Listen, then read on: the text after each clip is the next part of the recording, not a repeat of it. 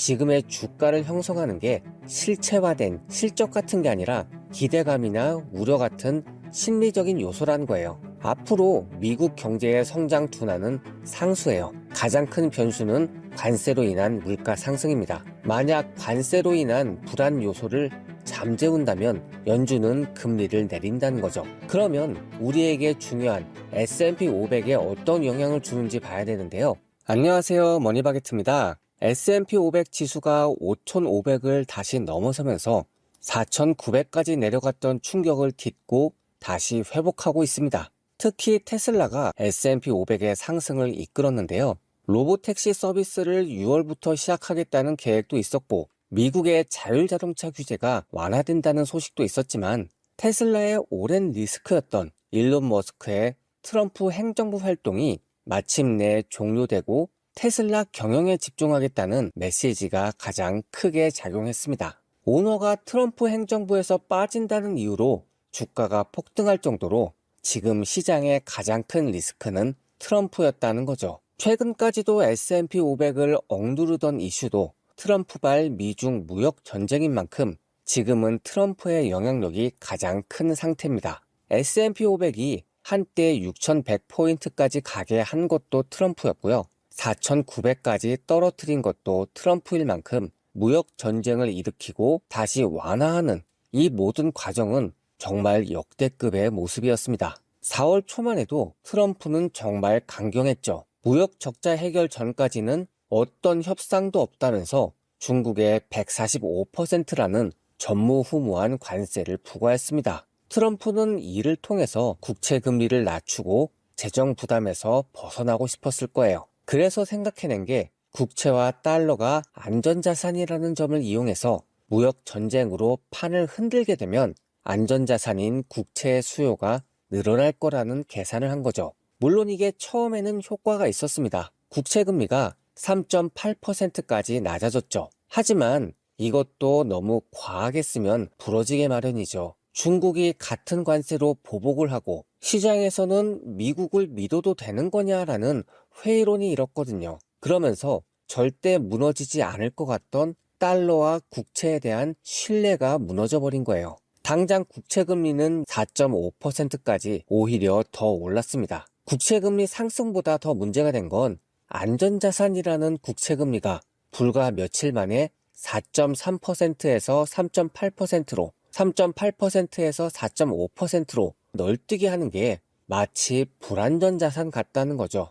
이렇게 되면 급해지는 건 트럼프예요. 불과 며칠 전까지 협상은 없다고 외쳤지만 이제는 오히려 빨리 협상을 해서 상황을 벗어내야 되는 입장이 됐거든요. 그래도 미국이라는 자존심이 있기 때문에 관세를 당장 철회하지는 못하고 대화를 안 하면 더 높은 관세를 매길 거다라는 뻥카를 쳤지만요. 이미 미국의 패를 모두 읽어버린 중국이 이걸 받을 리가 없습니다. 이번에는 중국이 강경하게 나올 차례죠. 미국이 나와 협상을 하려면 평등, 존중, 상호 이익을 바탕으로 대화해야 한다 라면서 더 물러나라고 압박을 합니다. 결국 급한 건 트럼프기 때문에 한 발 더 물러나서 중국의 관세는 크게 낮아질 거다. 우리는 코로나 얘기도 안 할 거고 강하게 나가지도 않을 거고 아주 우호적으로 접근하겠다라면서 사실상 예봉을 꺾었습니다. 그렇게 되고 나서야 시진핑과 트럼프의 전화통화가 이루어지고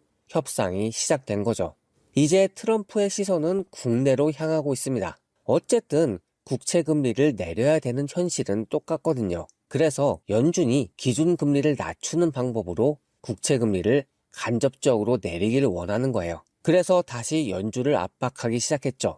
4월 17일에는 파월 의장에 대한 해임을 언급하기도 하고요. 4월 21일에는 금리를 즉시 인하하지 않으면 미국 경제가 둔화될 수 있다면서 파월을 원색적으로 비난을 합니다. 그런데 이미 시장에서는 트럼프의 모든 행동을 무리수로 받아들이고 있어요. 더 이상 말빨이 먹히지 않는다는 거죠. 이미 국채 금리를 강제로 조절하는 게 미국 대통령이라고 해도 불가능하다는 걸 시장이 학습했기 때문에 지금 트럼프가 연준을 상대로 금리 인하 압박을 하는 건 오히려 정책의 불확실성으로 해석하는 거예요. 그러면서 겨우 진정됐던 국채 금리가 다시 상승하는 거죠. 결국 또 궁지에 몰리게 된 트럼프는 연준 의장을 해고할 생각이 없다라면서 또 손을 들게 됩니다. 그래서 이제 모든 것이 정상화되겠구나라는 안도감을 주면서 다시 주가가 상승하고 국채금리가 내려가고 있는 거예요. 이번 사태의 교훈은 명확합니다. 아무리 미국 대통령이라고 해도 시장을 역행할 수는 없다는 거죠. 이제 금리는 시장 상황에 맞게 FOMC의 정식 조절로 결론 날 공산이 큰데요. 그럼 그 시선은 5월 8일에 발표되는 연준 FOMC 회의 결과로 모아집니다. 현재 시장은 금리가 동결될 가능성이 90%가 넘다고 보고 있어요. 그래서 주목되는 건 금리 그 자체가 아니라 앞으로 금리를 어떻게 인하할지 연준이 그 조건을 뭘로 보는지를 확인하는 거예요. 이미 미국의 경제 성장이 둔화하고 있는 건 팩트이기 때문에 이걸 언제, 어느 시점에 대응할지가 관심사인 거죠. 일단 연준은 경기 침체보다도 물가를 더 중시하고 있어요. 그래서 물가의 가장 큰 문제가 되는 관세의 영향을 지켜보고 결정을 할 겁니다. 연준이 목표로 삼는 건 물가 상승률을 2%에서 안정화시키는 건데요. 거기에 가장 큰 걸림돌이 관세로 인해서 물가가 크게 오르는 상황이고요. 그런 상황에서 경기 침체를 막겠다고 금리를 낮추게 되면 물가가 더 오르면서 물가로 인해서 경기 침체가 오지 않을까라는 걱정이거든요. 그렇다고 지금 같은 고금리를 유지하면 관세 효과로 물가까지 오르면 고물가 저성장이라는 스태그플레이션이 오게 됩니다. 닭이 먼저냐 계란이 먼저냐죠. 그래서 패드 와치 자료나 월가 투자은행들의 전망을 살펴봐도 어쨌든 금리 인하는 하긴 해야 된다는 그 가능성이 점점 높아지고 있어요. 대략적으로 시장에서는 6월 FOMC에서 금리 인하 가능성이 높다고 보는데요. 64%가 금리 인하를, 36%가 동결을 보고 있습니다. 여기에는 이때쯤이면 지금의 관세 정국이 정상화될 거라는 기대가 녹아 있는 거죠. 실제로 관세로 인한 영향만 제외하면 물가 자체는 꽤 안정적이거든요. 3월의 미국 소비자 물가지수는 전년 대비 2.4% 상승하는 데 그쳐서 2021년 3월 이후에 가장 낮은 수치를 기록했습니다. 금리를 당장 낮춰도 이상할 게 없다는 거죠. 하지만 4월부터 시작된 관세의 여파가 본격적으로 반영되는 5월, 6월부터 어떤 영향이 나타날지 모르기 때문에 이걸 미리 봐야 된다는 건데요. 미시간대 인플레이션 기대치가 6.5%로 나왔습니다. 6.5%면 1981년 이후의 최고치예요. 그래서 현재의 물가는 안정적이라고 해도 앞으로 한두 달 사이에 물가가 크게 오를 수 있다는 불안감이 어느 때보다도 큰 겁니다. 그래서 지금의 관세 전쟁이 어떻게 흘러가는지에 대해서 시장이 주목하는 거죠. 앞으로 미국 경제의 성장 둔화는 상수예요. 가장 큰 변수는 관세로 인한 물가 상승입니다. 만약 관세로 인한 불안 요소를 잠재운다면 연준은 금리를 내린다는 거죠. 그러면 우리에게 중요한 S&P 500에 어떤 영향을 주는지 봐야 되는데요. 금리 하락은 주가에 분명 긍정적인 요소입니다. 지금 주식시장은 금리 인하를 기대하면서 주가를 형성하고 있고요. 금리 인하가 현실화되면 주가는 더 오르게 됩니다. 하지만 여기에는 전제 조건이 있어요. 경기 침체가 오기 전에 선제적으로 금리를 인하해 경기 침체가 오지 않도록 해야 된다는 겁니다. 경기 침체 상황에서 금리가 낮다고 선뜻 주식에 돈을 넣기는 어렵잖아요. 경기 침체가 와버리면 금리 인하의 약발이 떨어지거든요.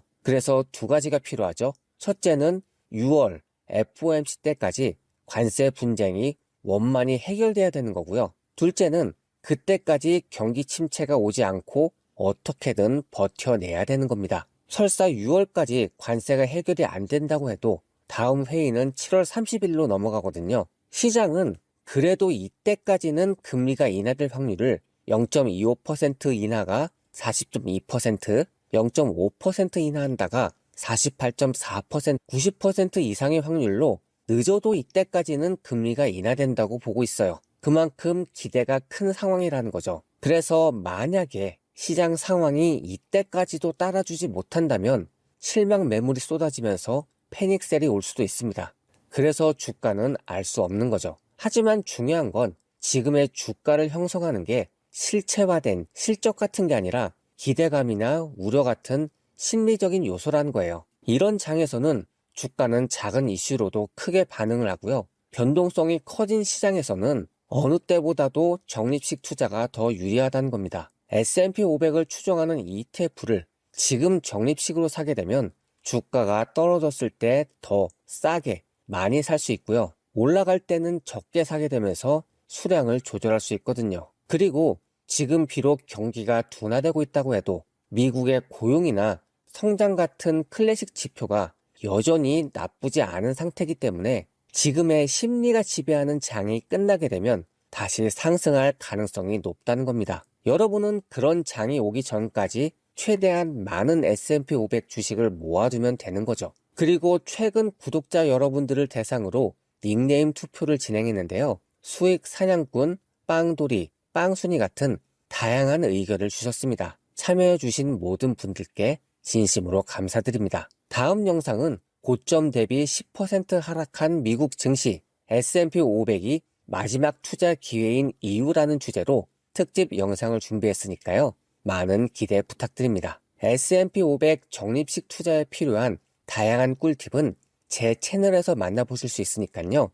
머니바게트 채널에 구독과 좋아요, 알림 설정을 해주시면 따끈따끈한 투자 정보를 가장 빠르게 받아보실 수 있습니다. 감사합니다.